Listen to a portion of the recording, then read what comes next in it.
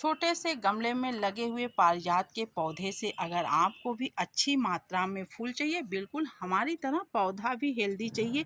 जिस तरह से हमारा पौधा हेल्दी है, तो आपको समय समय पे यानी कि हर महीने में आपको कुछ चीज़ों को दे देनी है, साथ ही साथ कुछ टिप्स भी आपको फॉलो करने हैं, तब आपका पौधा काफ़ी हेल्दी, अधिक ब्रांचों वाला और बहुत ज़्यादा फ्लावरिंग करेगा। बिल्कुल बड़े साइज में फूल आपका पौधा देगा। तो कभी कभी क्या होता है, पारिजात के पौधे में कुछ कीटाणुओं का भी अटैक हो जाता है। हमारे पास बहुत सारे कमेंट्स आते हैं कि हमारे पौधे सूखने लगते हैं या उसकी कलियां मुड़ जाती हैं या कीटाणु होते हैं। देखिए, इस तरह के कीटाणु जब उस पर पनपते हैं तो आपका पौधा खराब हो सकता है। तो मुझे दिखा तो मैं सोची कि मैं आप लोगों से वीडियो जरूर शेयर करूं। तो देखिए, यह कीटाणु आपके पौधे को नुकसान कर सकते हैं। क्या नुकसान करेंगे? इस तरह की इसकी फलियों को कलियों को मुड़ जाएंगे और फूल भी बहुत छोटे साइज के मुड़े मुड़े से आएंगे। तो आपको जहाँ इस तरह का कुछ दिखे, काला या सफ़ेद कीड़ा कुछ भी दिखे, तो तुरंत 1 लीटर पानी में 5 ml नीम ऑयल डाल करके उसका छिड़काव कर दीजिए। और हफ्ते में अगर आपको दिख जाए तो हफ्ते में 1-2 बार कर दीजिए। नहीं दिखे तो आप 15 दिन में 1 बार ज़रूर कर दिया करें। आपका पौधा काफ़ी हेल्दी रहेगा।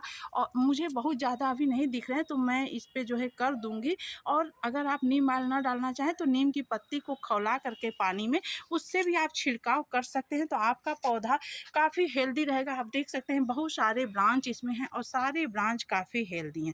उसके साथ ही साथ आपको कुछ टिप्स भी फॉलो करने हैं। तो आप देख सकते हैं इस तरह की जैसे फलियां दिखें तो आप उसको तुरंत हटा दें। उससे क्या होगा कि पौधा इसमें अपना मिनरल्स और विटामिन न दे करके सारा जो है ब्रांचों और कलियों में देगा। तो आपका पौधा काफ़ी हेल्दी, देखिए कुछ जो पहले के खिले हुए फूल हैं वह सूख रहे हैं और उसमें फलियां भी बन रही हैं। तो उसको हम इस तरह से हटा देते हैं। उसको हटाने से यह फ़ायदा होता है कि पौधा आगे के लिए तैयार रहता है और पूरी ठंडी आपको फूल मिलता रहेगा। आप देख सकते हैं नए नए से कली इसमें बन रहे हैं, नए नए ब्रांच आ रहे हैं। तो समय समय पे आपको कुछ चीज़ें देने की ज़रूरत होती है। देख सकते हैं नीचे भी कितने ज़्यादा इसमें जो है फूल गिर जाते हैं। यह इस पौधे की खूबी होती है। तो इसे आपको फेंकना नहीं है, उठा करके भगवान को समर्पित करना है। अब हम इसको क्या देते हैं ताकि आगे भी पौधा अच्छा खासा कली भी बनाए। आप देख सकते हैं छोटे से ब्रांच में कली बन रही है। तो उसके लिए आपको करना क्या है, हर महीने में आपको यह चीज़ें दे देनी है। अगर आपके पास रहे तो, न रहे तो आप उसके अलावा भी और बहुत सारी चीज़ें दे सकते हैं। जैसे हम आपसे वीडियो शेयर किए, काफ़ी दे दीजिए, हल्दी दे दीजिए, शीविट दे दीजिए, कुछ भी इसको देते रहिए। बट अगर आपको ग्रोथ अच्छी करनी है बिल्कुल हमारे पौधे की तरह, तो आप महीने में एक आध मुट्ठी इस चीज़ को दे दीजिए।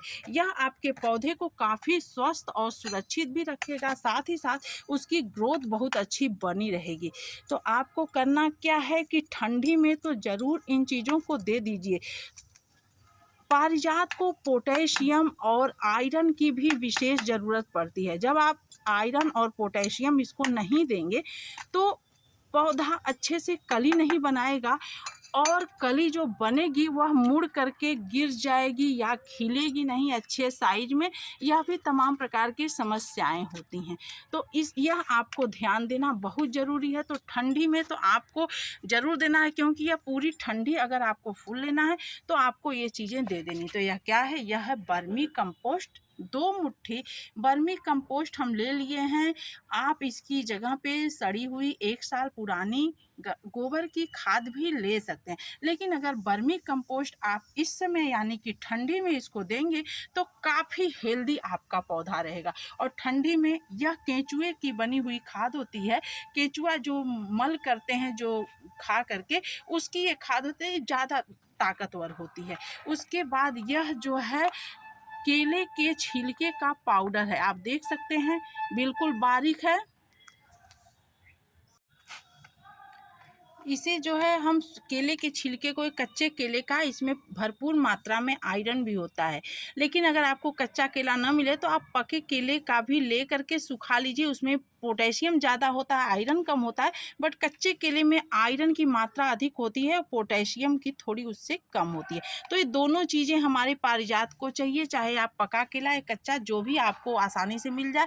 आप उसके छिलके को इस तरह से सुखा लीजिए, देखिए हम सुखा करके और मिक्सर में पीस लेते हैं, जितना हो सके हम इसको बारीक कर देते हैं, इससे बहुत अच्छा रिजल्ट मिलता है। अगर आप पीसना न चाहें तो आप इस तरह के टुकड़े को भी पानी में 3 दिनों के लिए भिगा दीजिए, फिर उसके लिक्विड को आप दे सकते हैं। 15-20 दिन या महीने में एक बार अगर आप इसे दे देंगे तो आपके पारिजात में से बहुत अच्छे रिजल्ट मिलेंगे, बहुत अच्छे साइज के आपको फूल मिलेंगे।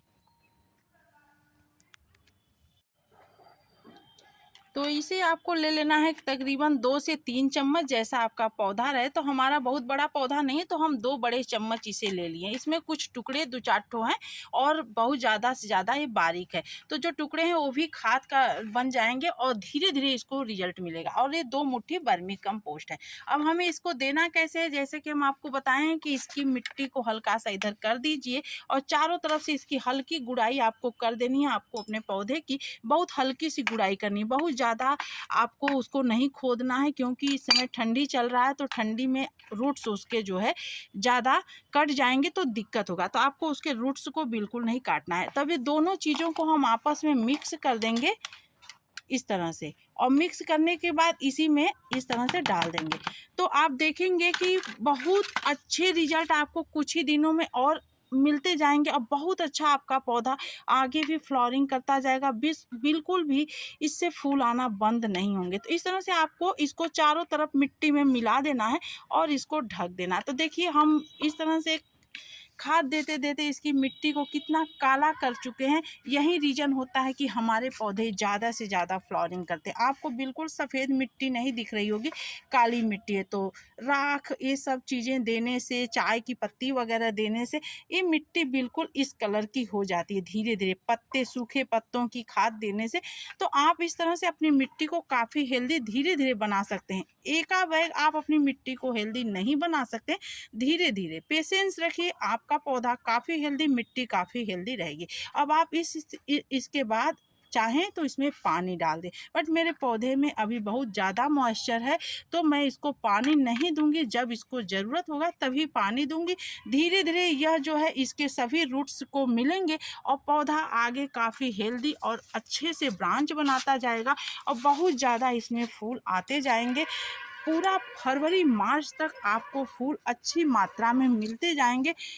आपको लगेगा ही नहीं कि आपका पारिजात सिर्फ 2-3 महीने ही फ्लावरिंग करता है। तो बहुत लोगों के यह कमेंट्स आते हैं कि हमारे पारिजात सूख जाते हैं। तो आप इस तरह से महीने 2 महीने में यह चीज़ ज़रूर दे दीजिए जो अभी अभी मैं दी हूँ, वर्मी कंपोस्ट और केले के छिलके का पाउडर या उसका लिक्विड, या आप घोल करके दे सकते हैं या आप उसे खाद बन के तौर पे ही डाल सकते हैं। तो जो आपको आसानी लगे आप ऐसे कर दीजिए, आपको बहुत अच्छे रिजल्ट आएंगे। आपका पौधा काफ़ी हेल्दी, खूबसूरत और हमेशा फूलों और कलियों से बना रहेगा। तो उम्मीद है आपको आज की ये जानकारी अच्छी लगी होगी तो शेयर करिएगा, लाइक ज़रूर कर दीजिएगा। मिलते हैं अगले वीडियो में अगली जानकारी के साथ। Thanks for watching.